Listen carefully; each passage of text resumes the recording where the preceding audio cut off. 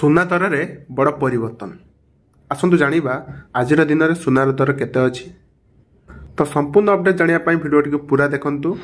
ता पूर्व लाइक टे कर दियंतु एवं चैनल को सब्सक्राइब कर नथिले सब्सक्राइब करी पाखर थिबा बेल आइकन को दबाई दियंतु। तो फ्रेंड्स सुना किनिया पई तो सभी इच्छा करती, मात्र सुनार रेट शुणी मुंड व्यथा हो जाए। तो सुना किनिया को चाहूचंती जदि आपण पई आज खुशी खबर, कारण सस्ता हेउची सुना।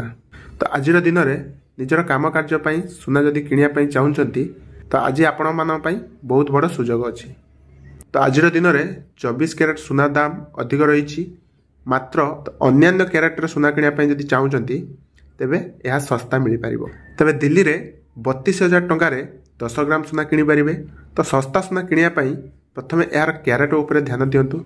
तो विशेषकर सुना 24, 22, 18, 16, 14, 12, 10 कैरेट मिली थाए।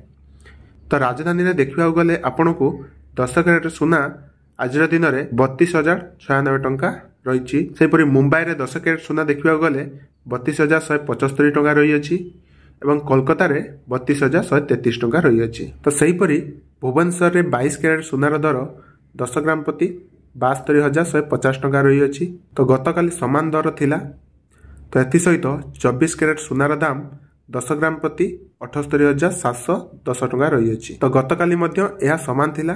तबे 18 कैरेट सुनार दाम 10 ग्राम प्रति 59,030 टंका रही अछि। तो रूपार दाम 100 ग्राम को 9,900 टंका रही अछि।